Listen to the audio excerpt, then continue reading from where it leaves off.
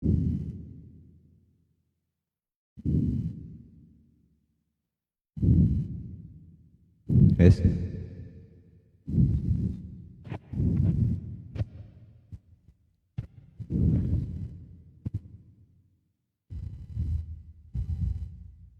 Cek cek, halo.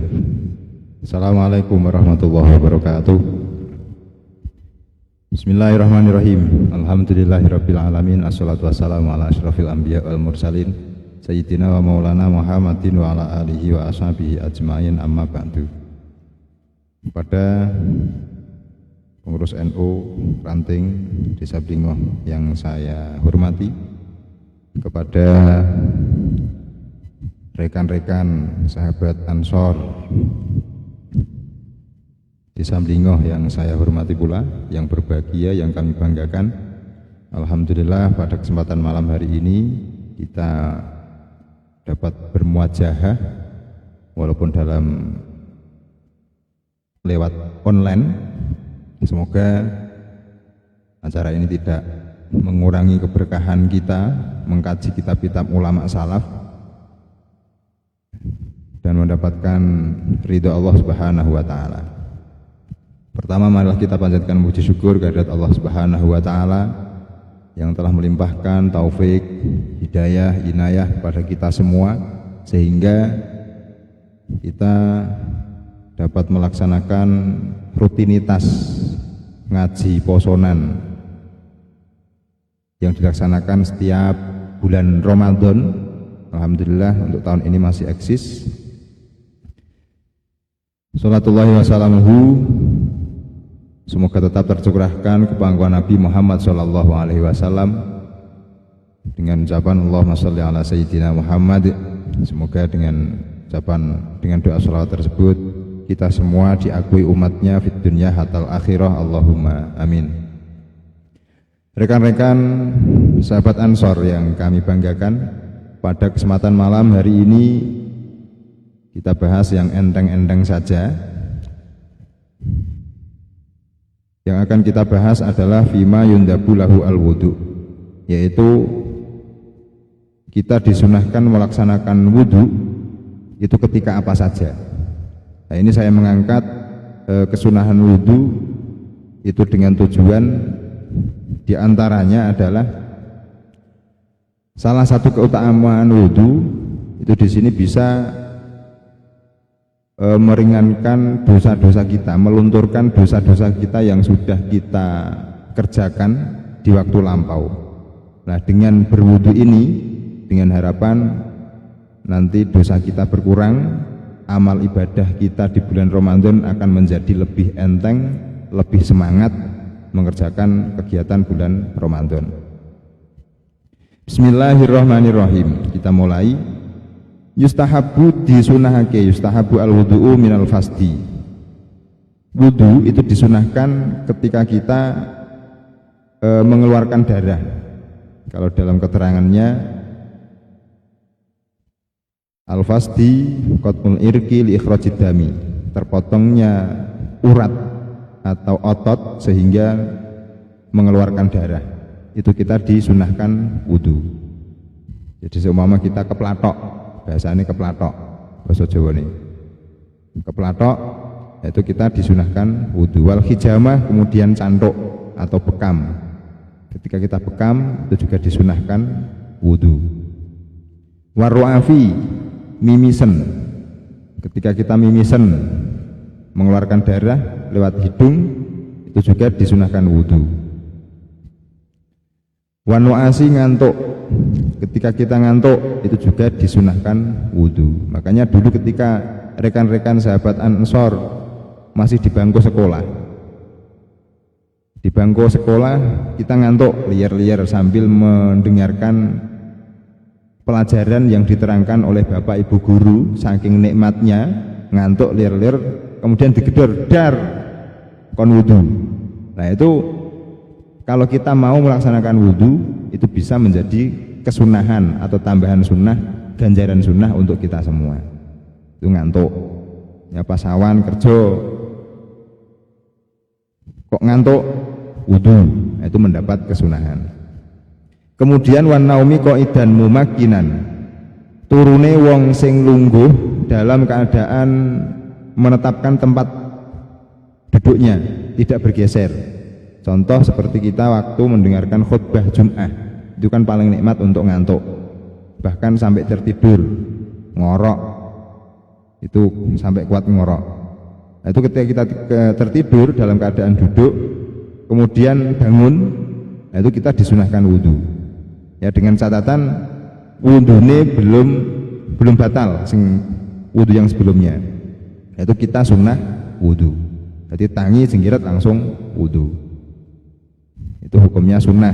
Tapi kalau sudah bergeser, beda lagi, itu nanti wudhunya wajib karena batal wudhu yang pertama. Kemudian wal qai'i lan mutah-mutah, ketika kita sedang mutah-mutah, mungkin masuk angin, wetenge kerul-kerul, kemudian muntah, itu setelah muntah kita disunahkan wudhu. Nah, ini ada banyak sekali kesunahan-kesunahan wudhu, kita disunahkan melaksanakan wudhu. Ternyata banyak sekali, tidak hanya 1-2 pekerjaan. Kemudian wal qahqahati fi sholati, guyu laka-laka, tertawa terbahak-bahak ketika sholat. Contoh ketika jamaah di barisan depan jenengan, mungkin ada anak kecil yang sedang bermain, pas bermain dilalah jengkulit tibo. Nah, sampean kok sampai guyu laka-laka, itu kan sholatnya batal. Sholatnya batal, kemudian kita dianjurkan untuk wudhu. Lah wudhu itu nanti hukumnya sunnah. Jadi batalnya sholatnya batal, akan tetapi tidak sampai membatalkan wudhu. Tapi kita dianjurkan untuk melaksanakan wudhu. Nah, itu hukumnya sunnah. Wal qahqahah fi sholati. Kemudian wa aklima masadhu annar, mangan perkara sing ditempelno geni. Contohnya bermangan sate. Nek sate iku ora ditempelno, digarang ya. Wis pokoke panganan sing ditempelno geni, itu kita disunahkan wudhu. Walahmil jazuri, bermangan daging unta. Nek Jawa enggak ada daging unta, anane daging sapi, daging kebu, wedhus. Nah, ini sok nek umroh bermangan daging unta, itu disunahkan melaksanakan wudhu. Kemudian wasyaki fil hadasi, ketika mamang hadas, iki hadas apa ora? Biasanya pas wayah ziarah suronan wudhu itu kan campur lanang wedok nungguin dalan saking ramene wis didelik-delikno tangane. Lah iki mau senggolan mamang, iki mau senggolan kena apa ora? Hadas apa ora? Nah, itu ketika kita ada mamang dalam hati, kita disunahkan melaksanakan wudhu.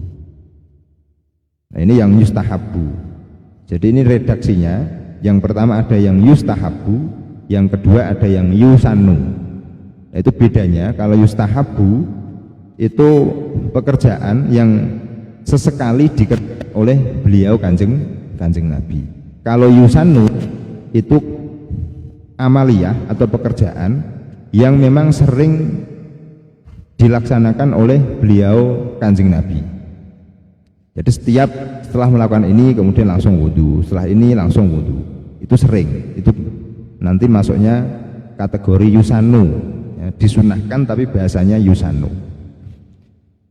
Kemudian wa yusannu minal ghibati, disunahkan wudhu ketika kita setelah melaksanakan dosa ghibah.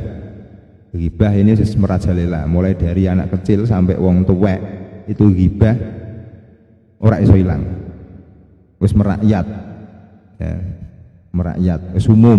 Nah, ketika kita kok ghibah rasan-rasan, ngrasani koncone, ngrasani tanggane, ngremengi tanggane, ngremengi koncone, itu kita disunnahkan melaksanakan wudhu. Jadi untuk meringankan dosa-dosa kita yang sudah pernah kita lakukan di masa lampau, itu dengan cara wudhu, itu salah satu.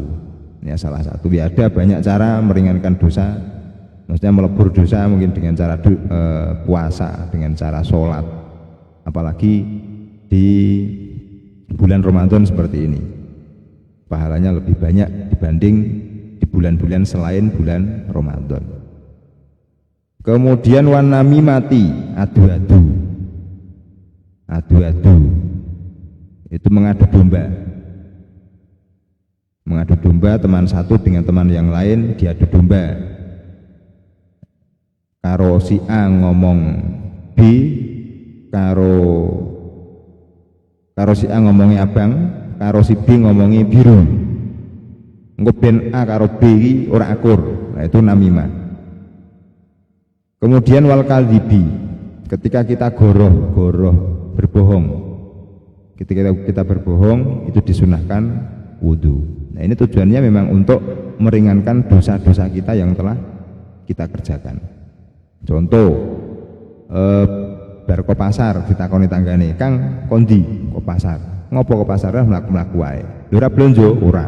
Padahal nang jero jog belanjane pirang-pirang. Kebek sak jog. Jog Nmax full kebek. Nah, itu kita berbohong. Nah, setelah kita bohong maka disunnahkan untuk melakukan wudu. Wasatmi misoh, marah-marah. Oh, beda misoh itu memarahi seseorang. Sentak ana wong liwat nang arepmu mbok pisoi, ana wong apa mbok pisoi. Nah, ini kita disunahkan wudu. Karena ketika kita wudu pada saat marah itu bisa menurunkan tensi emosi kita. Karena dengan air suci, dengan air wudu itu nanti bisa meredamkan emosi yang ada pada diri kita. Wasyatmi wal kalami al qabihi, setelah kita mengucapkan kata-kata kotor, al kalami al qabih, bar ngomong elek, mengucapkan kata-kata kotor. Saya umum ya biasanya nek saiki bocah-bocah saiki itu kata cuk, ya kan, umum. Karo kancane cuk itu kalau menurut mereka itu sesuatu hal yang wajar karena memang sudah dilakukan berulang-ulang. Tapi kanggone wong tua-tua, wong sepuh-sepuh, ngrungokno kata cuk itu adalah sesuatu yang saru, wagu, tidak patut untuk diucapkan. Nah, ini kita miris, anak-anak itu sudah umum mengucapno itu. Wis koyok jadi bahasa legal, bahasa keseharian. Padahal itu tidak pantas untuk diucapkan. Bahasa sing saru, tidak patut. Kemudian wal godobi, marah sama godop. Ya, pengen ngamuk wae, kemrungsung, maka kita disunahkan wudu.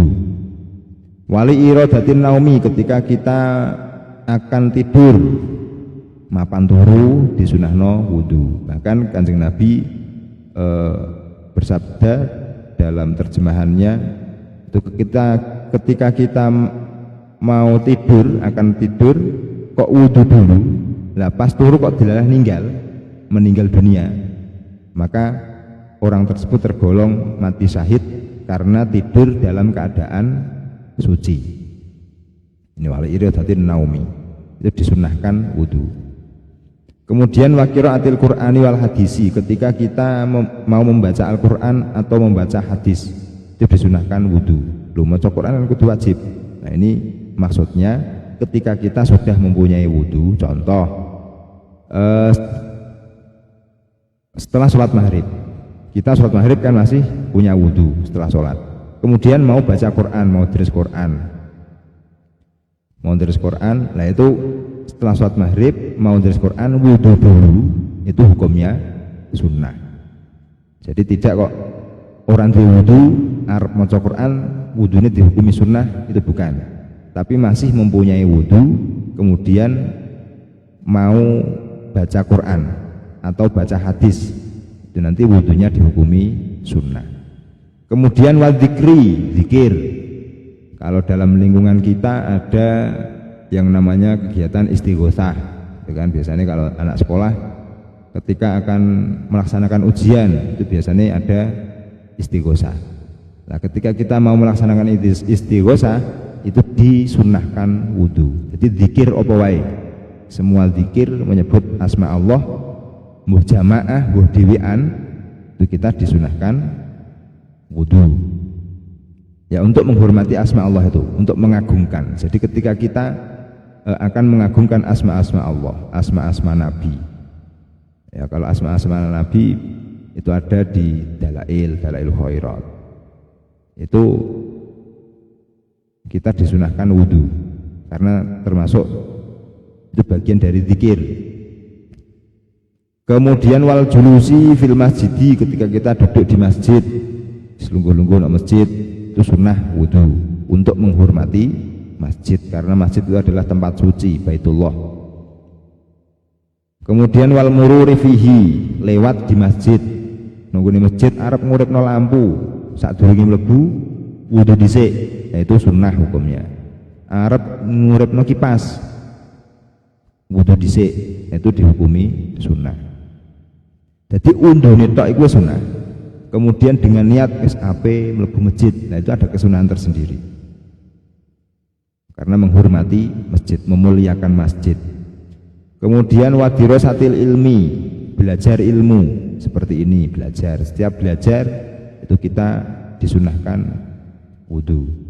Nah ini untuk teman-teman yang masih ada di jenjang sekolah, diusahakan ketika mau sekolah, mau belajar, itu diusahakan wudu dulu. Tujuannya sepisan untuk menghormati ilmu yang sudah kita pelajari, mengagungkan. Kemudian benlah ada keberkahan ketika kita belajar. Jadi pelajaran yang sudah kita kaji, yang sudah kita pelajari di sekolah, kemudian kita pelajari lagi di rumah, kemudian dalam keadaan wudu, itu nanti ada keberkahan tersendiri. Pasti ada berkahnya, ada ya. Untuk kakak-kakak yang senior mungkin dari NU, dari bapak kiai, itu pasti sudah merasakan berkah wudu ketika akan ngaji. Setiap ngaji wudu dulu, setiap ngaji wudu dulu, pasti ada berkahnya, ada kebaikan di dalamnya, pasti ada. Kemudian wa ziyaratil kuburi, ziarah kubur. Ketika kita ziarah kubur, baik kubure wali, kubure wong tuwa atau makam, nggone makam, arep ziarah kubur, itu kita disunahkan wudu dulu. Ya, wudu arep ziarah kubur. Ini maksudnya ziarah kubur sing ora sampai maca Quran, mesti nggawa Quran. Biasanya nek ziarah wali kan cukup tahlil. Nah itu kan tidak harus wudu kalau tahlil. Nah ini kita disunahkan wudu ketika ziarah kubur. Dan yang terakhir adalah wa min hamlil mayyiti wa masihi. Ketika kita setelah membawa mayit, contoh mayit kita takziah, kemudian membantu keluarga yang ditinggalkan nggotong mayit konggone omah digawa ring nggone nggon padusan, utawa konggone padusan digenjong ring nggone jero omah meneh sing arep dikafani. Nah itu kita ngewangi nggawa hamlul mayit, itu nanti hukumnya sunnah. Jadi bar nggawa wudu itu hukumnya sunnah. Kemudian wa masihi utama demek tok mau takziah mlebu omah delok ngerti mayit terus mbok demek kok sampai menyentuh mayit. Nah itu nanti kita disunnahkan untuk melaksanakan wudu. Nah itu beberapa amal ibadah atau pekerjaan yang kita melakukan pekerjaan tersebut kita disunnahkan melaksanakan wudu. Nah itu bisa kita kerjakan lebih-lebih di bulan Ramadan ini dengan tujuan memperbanyak poin-poin pahala, ya, memperbanyak poin-poin pahala di bulan Ramadan yang pahalanya lebih besar daripada bulan-bulan lain. Kemudian dengan tujuan setiap pekerjaan yang kita lakukan, kok kita dalam keadaan suci berwudu, itu pasti akan bertambah barokahnya, itu pasti tambah barokahnya. Umpama sing mimisen seperti tadi diundoni, delalah cepet waras. Bar mangan daging sing dipanggang, bar mangan sate, sing janjane seharusnya bar mangan sate terus keliyeng-keliyeng darah tensine naik, adalah berarti udani normal, ora gini-gini. Itu bisa saja. Itu termasuk keberkahan wudhu yang kita laksanakan. Dan semoga dengan kajian yang singkat ini bisa membawa keberkahan, bisa membawa kemanfaatan bagi kita, khususnya untuk teman-teman sahabat Ansor di Desa Mlingoh. Dari saya kurang lebihnya mohon maaf. Akhirul kalam, wassalamualaikum warahmatullahi